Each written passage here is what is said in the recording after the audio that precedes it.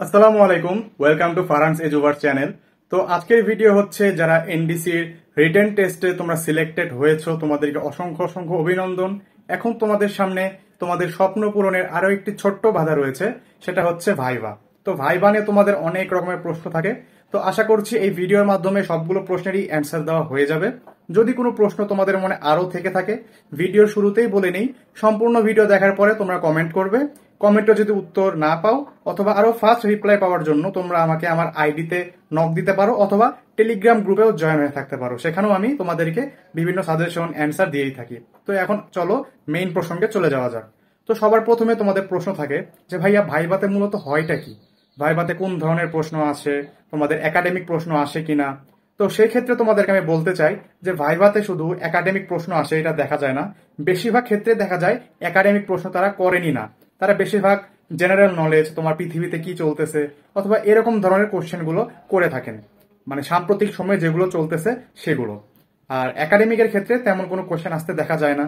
অনেককে দেখা যায় কোনো এরকম বাইরের কোশ্চেনও করে না, এমনি সাধারণ পার্সোনাল কোশ্চেন করে, কোথায় বাসা, কোথায় স্কুল, রোল কত ছিল, ডিস্ট্রিক্টের জায়গার নাম।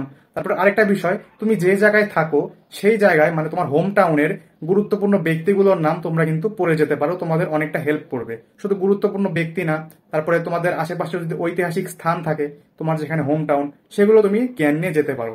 তারপরে তোমরা আরো একটু জ্ঞান নিতে পারো হচ্ছে নটরডেমের ইতিহাস সম্পর্কে, কবে তোমার প্রতিষ্ঠা করা হয়েছিল, প্রথমে নাম কি ছিল, তারপরে চেঞ্জ করে কি নাম হলো।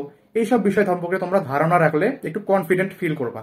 এমন না যে এগুলো থেকে আসবে বা আমাদের সময় ধরেছে, এরকম না, তুমি ধারণা রাখতে পারো।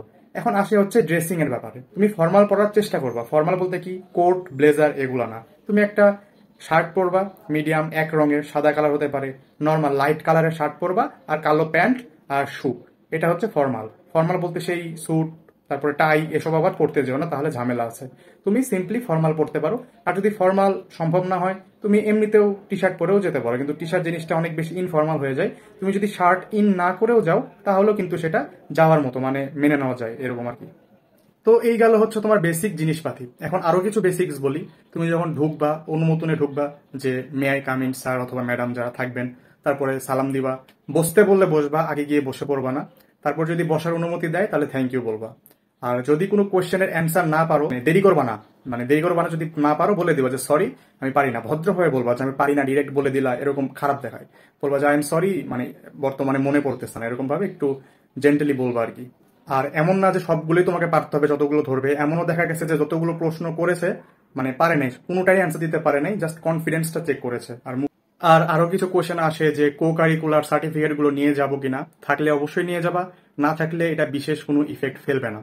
আর প্রশ্ন না পারলে সমস্যা নাই, কেননা এখানে তোমার মেধা জাজ করবে না, মেধা তোমার জাজ তোমার রাইটিং সেকশনে হয়ে গেছে।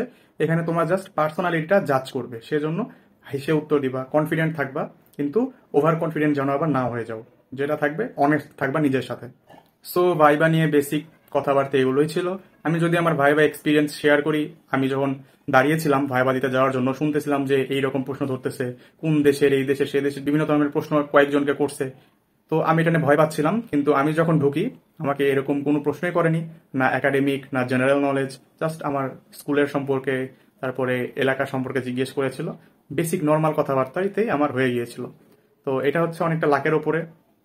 সো আল্লাহর উপর ভরসা রাখবা। আর এইসব যে বেসিক কথাবার্তাগুলো বললাম, ফর্মাল ড্রেস, কনফিডেন্ট, বেসিক যে ভদ্রতা, বসতে বললে বসা, থ্যাংক ইউ বলা, সালাম দিয়ে ফেরত আসা, তো এইসব কাজগুলো করলেই আশা করি একটা ভালো ভাইবা হবে।